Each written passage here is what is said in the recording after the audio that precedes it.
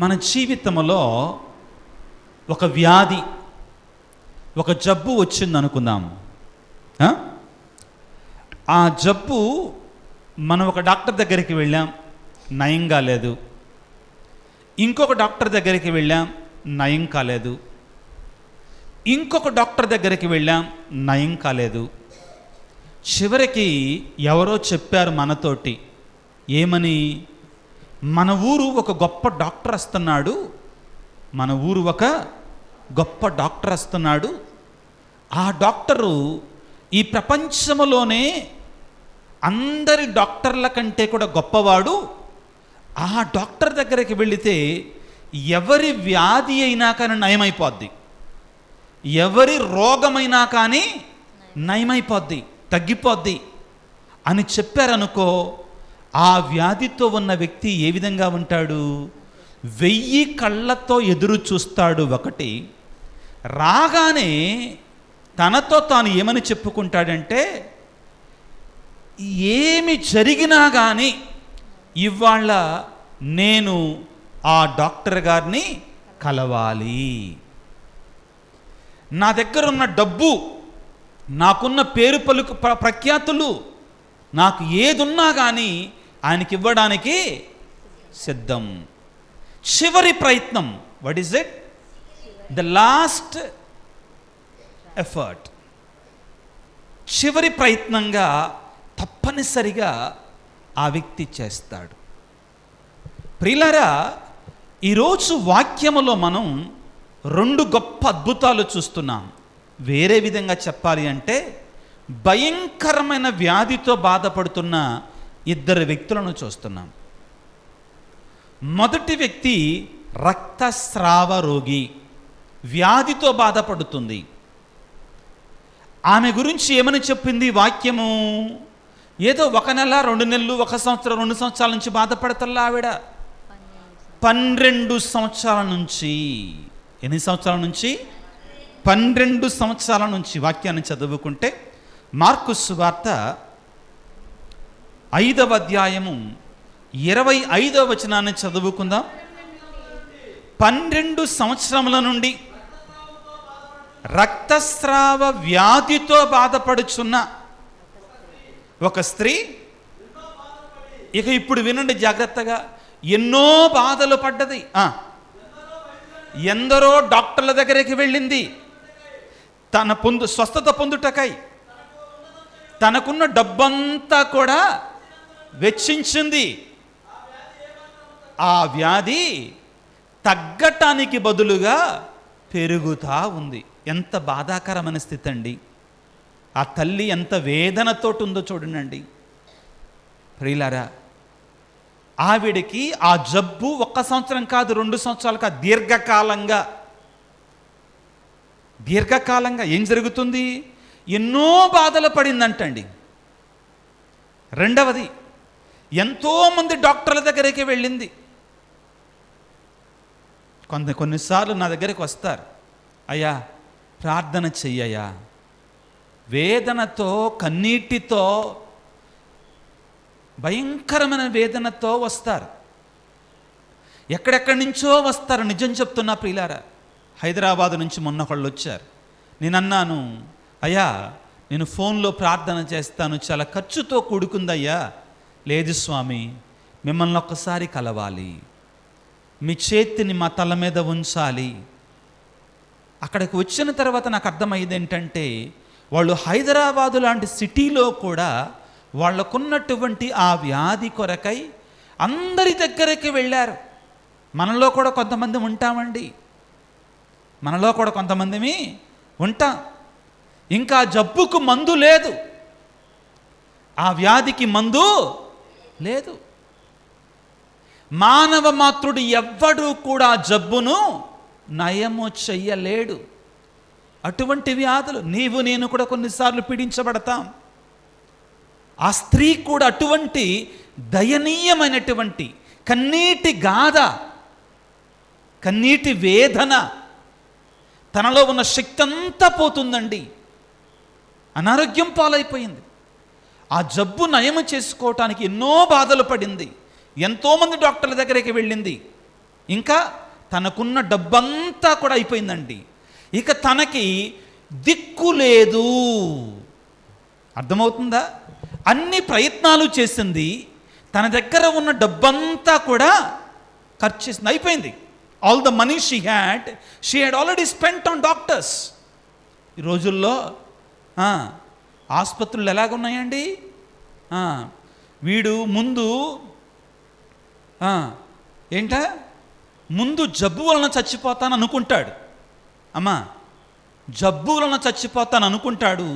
తర్వాత వీడు బిల్లు వలన చచ్చిపోతాడండి. దేని వలన చచ్చిపోతాడు? బిల్లు వల్ల చచ్చిపోతాడు. అది చూడగానే అప్పటిదాకా వీడు కొద్దిగా హార్ట్ అటాక్ ఉంటుంది. ఇప్పుడు బిల్లు వచ్చిన తర్వాత అప్పుడు మళ్ళా తీసుకెళ్తారు థియేటర్కి తీసుకెళ్ళి చక్కగా పార్సల్ చేసి ప్యాకింగ్ చేసి పంపిస్తారు. దేన్ని? శవాన్ని. ఈ స్త్రీ పరిస్థితి అలాగుంది. అంతా అయిపోయిందండి పాపం. ఆమె దగ్గర ఊడ్చిపెట్టేసింది జీవితంలో పాపం. ఇంకేమీ లేదు ఆ తల్లి దగ్గర, ఇంకేమీ లేదు. కానీ ఇంకా భయంకరమైన విషయం ఏంటంటే, ఆ వ్యాధి ఇంత ప్రయత్నం చేస్తున్నా కానీ తగ్గటానికి బదులుగా ఏమవుతుందండి? పెరిగిపోతూ ఉంది. ఎంత దయనీయమైన స్థితిలో ఉంది చూడండి. ఆ రోజు విన్నది, ఆ సమయంలో విన్నది. ఒక వ్యక్తి వస్తున్నాడు మన ఊరికి, మన గ్రామానికి, ఆ తల్లి ఉన్న గ్రామానికి ఒక వ్యక్తి వస్తున్నాడు. ఆయనకి డబ్బు ఇవ్వాల్సిన అవసరము లేదు. ఆయనని ఏదో ఒక రకంగా ఈ అంగీ అంచుని తాకితే చాలు స్వస్థత. వాక్యం ఏమని చెప్తుందంటే, మార్కు సువార్త 5వ అధ్యాయము 27వ వచనాన్ని చదవండి అమ్మా. ఆమె యేసును గూర్చి విన్నది. ఈ మాట ముఖ్యం, చాలా ముఖ్యం. ఎవరి గురించి విన్నది? యేసు ప్రభు గురించి విన్నది. ఏమని విని ఉంటది? యేసు ప్రభు అంతకుముందు అద్భుతాలు చేశాడు. పక్షవాత రోగిని స్వస్థపరిచాడు, కుష్టి వ్యాధి రోగిని స్వస్థపరిచాడు, భయంకరమైన వ్యాధుల్లో ఉన్నటువంటి వారిని స్వస్థపరిచాడు. యేసయ్య తన గ్రామానికి వస్తున్నాడని యేసయ్య గురించి విన్నది. జనసమూహములో నుండి యేసయ్య వెనకగా వచ్చి ఆయన వస్త్రములు తాకితే చాలు నేను స్వస్థురాలగుదును అని తలంచి ఆయన వస్త్రములు తాకెను. ప్రియులారా, దయచేసి ఈ వాక్యాన్ని ఈ వాక్యమే ఈనాటి అద్భుతానికి గుండెకాయ లాంటిదండి. ఈ వాక్యం దేని గురించి మాట్లాడుతుంది? వెనక నుండి వచ్చి తాకాలి అనుకుంది. ఎందుకంటే ముందు నుంచి తాకొచ్చు కదా. కాదమ్మా, కాదు. కొన్ని మర్మాలు ఉన్నాయండి, అవి తెలుసుకోవాలి. There are some mysteries in this word of God. We should try to know that. If you want to understand why the lady decided to come and touch from behind, you have to read the book of Levites. లేవియ కాండములో చదవాల్సిన అవసరం లేదమ్మా, సమయం అంత లేదు కాబట్టి.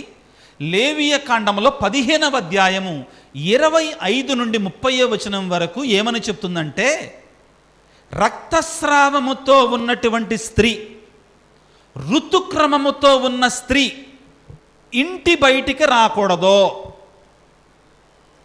ఎవ్వరూ కూడా ఆమెను తాకకూడదు. రిమెంబర్ దిస్, గుర్తుపెట్టుకోండి. ఇది యూదుల యొక్క ధర్మశాస్త్రం.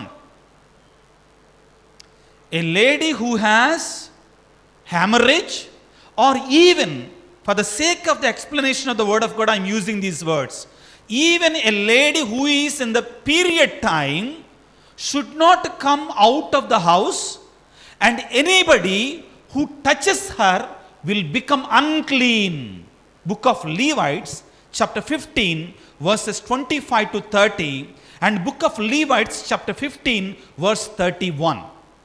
ఇది దేవుని యొక్క ధర్మశాస్త్రం అండి. ఆ రోజుల్లో దేవుని యొక్క ధర్మశాస్త్రం. ఏ స్త్రీ అయినా కానీ ఋతుక్రమములో ఉన్నా కానీ, రక్తస్రావముతో ఉన్నా కానీ ఆ స్త్రీ బయటికి రాకూడదు. నెంబర్ 1. నెంబర్ 2, ఆ స్త్రీని తాకినటువంటి వారు అశుద్ధులవుతారు. ఏమవుతారు? అశుద్ధులవుతారు. They become unclean.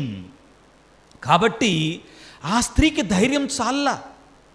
యేసయ్య ముందుగా వచ్చి అన్న తాకటానికి షీఈస్ నాట్ అలౌడ్, ఆమెకు ఆ పర్మిషన్ లేదు. ఇవన్నీ దాగి ఉన్నాయండి. These are all mysteries that we should know. కాబట్టి ఆ స్త్రీ వెనక నుండి వచ్చి తాకటానికి డిసైడ్ చేసుకుంది, నిర్ణయించుకుంది. కానీ ఆ తాకటములోనే ఎంత గొప్ప విశ్వాసం అండి. నేను ఆయన అంగీ అంచును తాకితే చాలు, నాకు స్వస్థత. అది ముఖ్యం. That is important. ఆ విశ్వాసం మనకు ముఖ్యం ప్రియులారా. అది లేకుండా అద్భుతము లేదు. ఇక్కడ మనం యేసు ప్రభు చూడండి ఎంత తెలివిగా బిహేవ్ చేస్తాడో, ఎంత తెలివిగా ప్రవర్తిస్తాడో. ఏమీ తెలియనోళ్ళలాగా ఉంటాడు. పోయిన వారం కూడా ఏం తెలియనట్టు నంగనాసి తుంగబుర్రలాగా ఉన్నాడు. అంటే మీకు అర్థం కావడానికి ఈ పదాలు వాడతాను. ఏం తెలియనాళ్ళలాగా ఉంటాడు. అన్నీ తెలుసు ఆయనకి. ఆయన తెలియని ఏమైనా ఉందా? Is there anything that the Lord doesn't know? He knows everything about us. He is omniscient, all noble, all knowledgeable. ఏం జరుగుతుందండి? వెంటనే ఆమె రక్తస్రావము నిలిచిపోయిన గొప్ప అద్భుతం జరిగింది. Hallelujah, praise the Lord, hallelujah, hallelujah. ఆమె తాను స్వస్థత పొందినట్లుగా గుర్తించింది కూడా. She came to know that she is healed immediately. అది యేసయ్యలో ఉన్న శక్తి ప్రియులారా. ప్రియమైనటువంటి దేవుని బిడ్డ, నువ్వు చేయాల్సిన ప్రయత్నాలన్నీ చేసిన తరువాత, నువ్వు కలవాల్సిన వైద్యులందరినీ కూడా కలిసిన తర్వాత, నువ్వు చెల్లించాల్సిన డబ్బులన్నీ కూడా చెల్లించిన తర్వాత, ఇంకా నీలో ఏదైనా బాధ ఉందా? ఇక్కడ బాధ, వ్యాధి అంటే శారీరకమైనటువంటి బాధ ఒక్కటే కాదండి. ఈ శరీరానికి సంబంధించిన బాధ మాత్రమే కాదండి. మానసికమైనటువంటి బాధలు, ఆర్థికమైనటువంటి ఇబ్బందులు, పిల్లలు లేనటువంటి వారు, కుటుంబంలో భార్యాభర్తల మధ్యలో సఖ్యత లేనటువంటి వారు, ఇటువంటివి ఏదైనా కావచ్చండి. ప్రియులారా, ఒకడున్నాడు, ఆయన సమస్తాన్ని కూడా క్రమపరచగలడు. ఆయనే నజరేయుడైన యేసు. ఆయన నజరేయుడైన యేసు. ప్రియమైన బిడ్డ, నీవు కూడా ఒకవేళ మానసికమైన, ఆత్మీయమైన, శారీరకమైన వ్యాధితో పీడించబడుతున్నావా? బాధతో పీడించబడుతున్నావా? యేసయ్యకు ఒక అవకాశాన్ని ఇవ్వు నీ జీవితంలో. యేసయ్యకు ఒక అవకాశాన్ని ఇవ్వు నీ జీవితంలో. ఎస్, ఆయన నీ జీవితాన్ని శాంతి సమాధానముతో పరిపూర్ణమైన ఆరోగ్యంగా మార్చగలడేమో. ఆ రక్తస్రావ వ్యాధికి ఉన్నటువంటి, ఆ స్త్రీకి ఉన్నటువంటి విశ్వాసం నీలో ఉందా? ఆ నమ్మకం నీలో ఉందా?